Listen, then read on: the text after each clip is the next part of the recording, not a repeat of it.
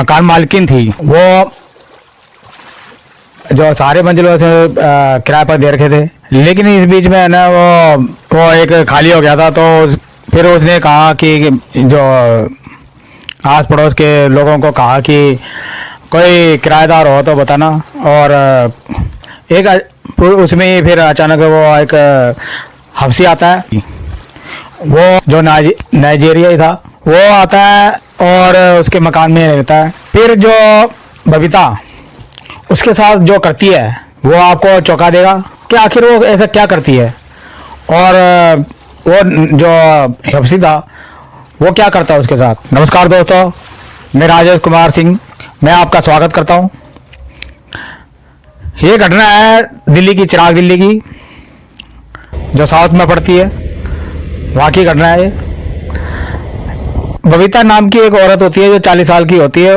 उसके पति जो था वो बीमारी की वजह से वो ना वो 3 साल पहले ख़त्म हो चुका था।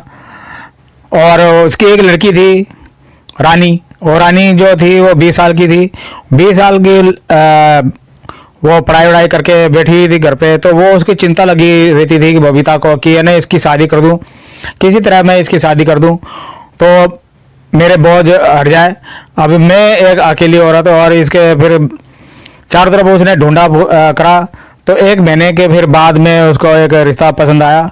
राहुल नाम का लड़का था, वो फैक्ट्री में काम करता था, ठीक ठाक था, कोई वो परेशानी नहीं थी।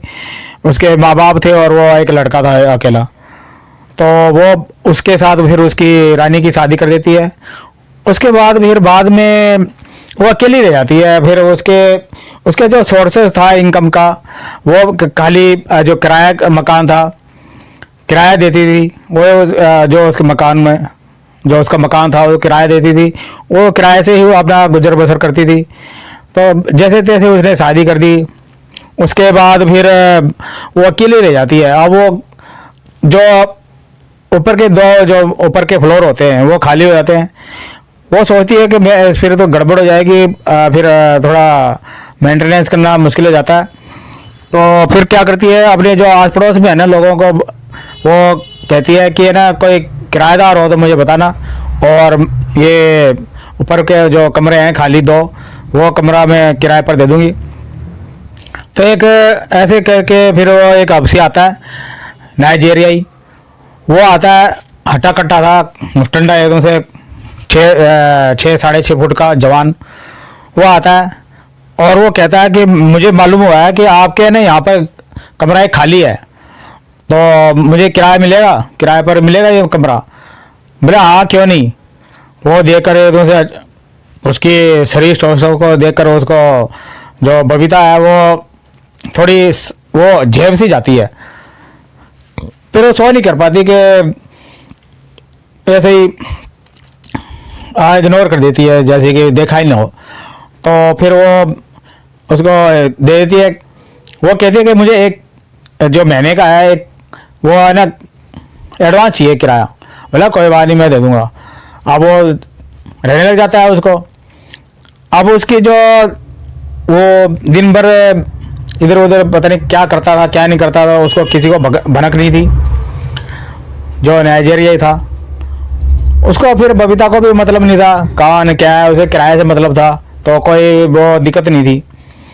तो अचानक फिर वो कहती है, जब महीना गुजरने वाला होता है तो उसको कहती है कि मुझे ना 2 महीने का एडवांस चाहिए, क्योंकि है ना फिर मेरी बेटी के से कोई काम है। तो उसको फिर वही सोचती है, उसको बताती नहीं है।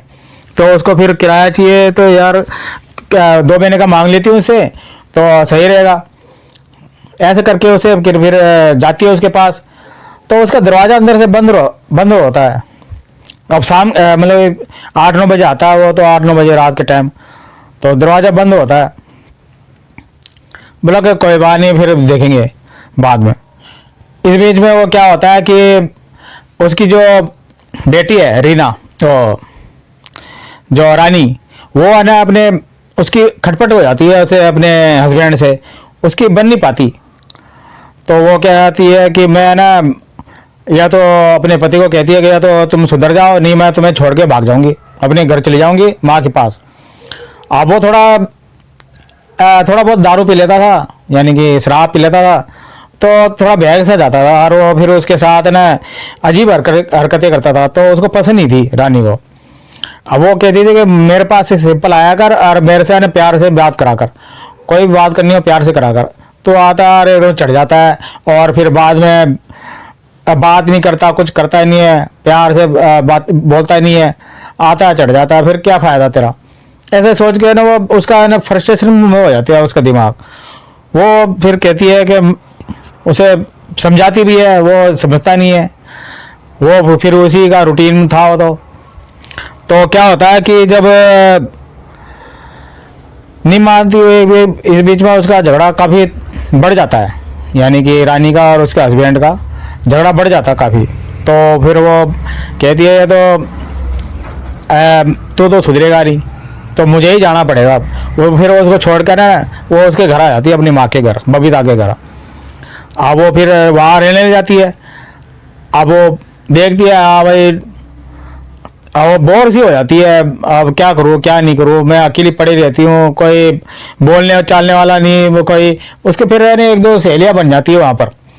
अब सहेलियाँ बन जाती है तो वो फिर उसे इधर बातें होती रहती है, तो फिर वो एक टूर प्लान बनाती है घूमने का।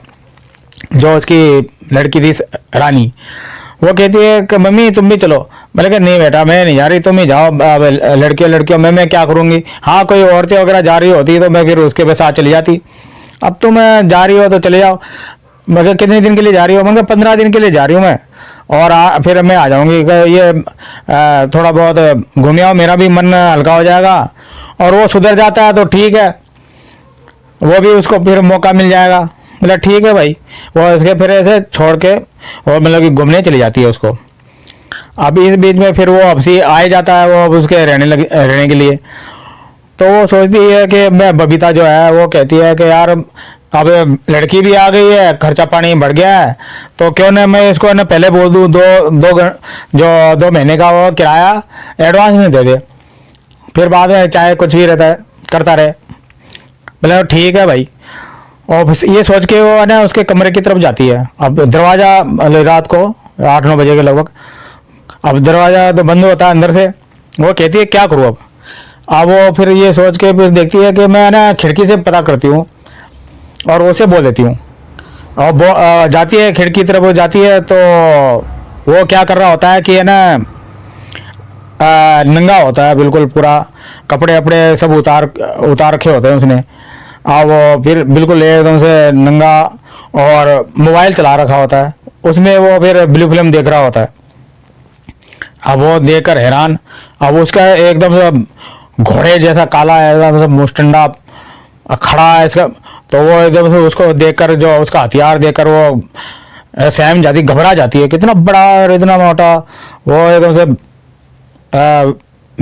एकदम उसका दिमाग ना भन्ना जाता है। अब ये सोच के फिर बाद में वो है ना चल अभी नहीं, फिर बाद में देंगे। वो क्या कर रहा था, वो हस्तमैथुन कर रहा होता है, फिल्म देखता रहता है, हस्तमैथुन कर रहा होता है। तो ये छोड़ के उसका दिमाग खराब होता है, तो वो देख कर आ जाती है। अब भाई वो उसके बाद तो उसको फिर नींद नहीं आती। अब वो वही दिखे बार बार उसका हथियार। वो फिर परेशान, क्योंकि 3-4 साल हो चुके होते हैं उसके पति को मरे। तो फिर वो है ना अब शरीर की भूख तो हो ही जाती है लिमिट से बाहर। तो एक वो भी देखकर तो वो फिर सोचते क्या करूँ क्या नहीं करूँ। फिर कोई बात नहीं, हिम्मत करके है ना, अब उसके तो दिमाग खराब हो रहा होता है। अब सोचते, अब वो है ना सोचती है नहीं ऐसा नहीं करना चाहिए, ये पाप है। अब फिर दोबारा सोचती है, अब वही ख्याल में आए तो ना उसका पाप का पता लग रहा ना पुण्य का पता लग रहा हो, दिमाग में तो वो घुस गया था। तो उसको तो फिर न दिन में चैन न रात को चैन। अब सोचती है मैं क्या करूं। अब अकेली वैसे परेशान हो जाती है बुरी तरह। तो कोई बात नहीं, वो फिर क्या करती है कि है ना रात को फिर उसके पास जाती है। अब दिन में तो होता नहीं है वो, तो रात को जाती है। तो फिर वो अकेला होता है और कपड़े खुले हुए होते हैं, नंगा होता है, तो अपने उसका हथियार को चला रहा होता है। अब वो फिर एकदम से वो दरवाज़ा खटखटाती है, वो एकदम से कहती कि हाँ कौन है, कि मैं हूँ। मैंने कहा अच्छा। तो वो क्या कहती है कि तुम क्यों मतलब जो जो नाइजेरिया है वो कहता है कि क्यों, क्या बात है, कल दिन में बात करेंगे। कि नहीं मुझे अभी बात करनी है तुमसे। मैंने ऐसी क्या बात है बोल दो। कि नहीं मुझे अंदर आकर बात करनी है तुमसे, अब जरूरी है बात। भैया कि ऐसी क्या बात है। क्या ऐसे बोल दो ना, तुम बाहर से बोल दो। थोड़ी बहुत इंग्लिश मतलब हिंदी जानता था वो। क्या बाहर से बोल दो तुम, क्या बात है। कि नहीं मैं अंदर आकर बोलूँगी। बोले यार मुसीबत में पड़ जाता वो। फिर देखी जाएगी जो कुछ होगा। और फिर वो आकर थोड़ा सा बाहर मतलब लपेट लेता कपड़ा, कपड़ा लपेट के फिर वो छिटकनी खोल लेता है। फिर अंदर आकर बोलती है क्या तुम्हें ना, मुझे ऐसा करो 2 महीने का किराया ना एडवांस चाहिए मुझे। बोले कि अभी। मैंने कहा हाँ अभी चाहिए। मैंने कहा अभी तो नहीं मिल पाएगा, ऐसा करना 2-3 दिन में ना रुक जाओ, फिर मैं तुम्हें ना एडवांस दे दूंगा। 2 महीने का क्या है, पूरे साल भर का दे दूंगा। बोले कि नहीं मुझे तो अभी चाहिए। बोले कि अभी तो नहीं हो पाएगा, फिर क्या फिर करें फिर। बोले कि कोई बात नहीं, तुम मेरा एक काम कर दो, मैं ना 2 महीने का किराया माफ़ कर दूंगी। बोला कि क्या काम है। बोले कि ये तुम क्या देख रहे थे अभी फ़ोन में। मैंने कहा तो अब ऐसे ही देख रहा था मैं। कह नहीं कुछ देख रहे थे, मैंने देख लिया था जी खिड़की में से। कि क्या, क्या तुम्हें ना गंदी गंदी फिल्में देख रहे थे। मैंने कहा मैं कुछ भी करूँ, तुम्हें क्या मतलब है। मैं कहा नहीं क्या वो दिखाओ मुझे। मैं कहा क्या देख रहे थे, नहीं तो मैं ना शोर मचा दूंगी। अब वो क्या करे, परेशान हो गया भाई। बोले देख ले भाई, तू भी देख ले। अब देख कर वो फिर वो तो पहले ही अब उसका दिमाग खराब हो रहा था कि किसी तरह बात बन जाए मेरी। अब भाई वो तो एकदम से उसका देखा ना हथियार, वो खड़ा है एकदम से लठ कुतुब मीनार की तरह। और वो तो बेकाबू हो रही थी। अब बोली कि या तो तू मुझे ना अपने भाव में भर ले, संतुष्ट कर दे, तो मैं तेरा किराया ना माफ़ कर दूंगी। बोले कि अब वो भी फिर गर्म ही था, वो हफ्सी था वैसे भी। बोला कि आने दे जाने दे, अपना क्या जाता है। उसने भाव में भर लिया उसको, बुरी तरह चुमी चाटी करी, बुरी तरह उसको एकदम से बेकाबू कर दिया उसका। और एकदम से फिर उसका जो उसने शारीरिक संबंध बनाया, बबीता ने बस चीख निकाल दी उसकी, बबीता की इतनी पलंग तोड़ से उसने शारीरिक संबंध बनाया। अब वो उस टाइम तो है ना थोड़ी दर्द के मारे वो हो रही थी परेशान, पर जो उसको मज़ा आया ना, वो है ना उसकी संतुष्टि हो गई पूरी, जो अब तक उसको नहीं मिली थी। अब वो तो फिर भाई जब भी है ना मौका मिलता तभी, अब वो भी फिर क्या करता, वो दिन में भी आ जाता। और दिन में भी आकर फिर दोनों खेल खेलते आराम से, कोई दिक्कत नहीं थी, कोई बोलने वाला थे। अब दोनों ही थे आपस में, कौन क्या करता। अब वहीं पर वैसे रात को वहीं सो जाती थी उसी के पास जाकर, जब मर्जी जैसे मर्जी मौका मिलता, 1 बार 2 बार 3 बार 4 बार, जब मर्जी जितनी बार, बस दोनों संतुष्ट खेल खेलते आराम से। और संतुष्ट होकर जब पड़ जाते, निढाल होकर वहीं सो जाते नंगे एकदम से। अब भाई उनका तो रोजाना का काम हो गया। फिर अचानक 15 दिन बाद है ना वो फिर उसकी लड़की आती है। अब वो लड़की आती है, अब थोड़ा उसका दिमाग अपसेट सा हो जाता बबीता का कि आ गई, अब फिर मामला गड़बड़ हो गया, अब कैसे करें। बोला कहे कोई बात नहीं, देखते हैं। अब वो रात को एक तो पहली रात को तो वो दोनों सो जाती हैं, क्योंकि वो थकी मांदी होती है तो वो सो जाती है। अब फिर दूसरी रात वो क्या करती है, अब चुपके से ना वो बबीता उसको, जो रानी सो रही होती है उसको छोड़कर अब वो उसके पास चली जाती है। अब कुछ देर बाद में वो जागती है रानी कि मम्मी कहाँ गई। वो देखती है कि यहाँ तो कोई है ही नहीं, यहाँ कहाँ गई वो। अब थोड़ी देर देखती है कि आ जाएगी, आज बाथरूम वगैरह करने गई होगी। भाई वो तो कैसे आए, अब वो तो वहाँ पर नंगा खेल खेल रही है अपना। अब फिर बाद में क्या होता है कि वो भी फिर चुपके से जाती है, वो देखती है तो देख कर हक्की बक्की कि है मम्मी और ये काम कर रही है। ओ भाई उसको तो दिमाग फट जाता है बुरी तरह कि मैंने तो मम्मी को ऐसे सोचा नहीं था कि ऐसी बात करेगी है, और ये ऐसे कर रही है। तो वो तो परेशान हो जाती है एकदम से, और फिर जाकर वो शोर मचाती है, उसका बुरा भला कहती है, और वो नाइजीरिया को भी और माँ को भी। अब माँ फिर उसकी फिर दोनों में वो हाथापाई हो जाती है, माँ जो बबीता में और रानी में, तो उठापटक होती है।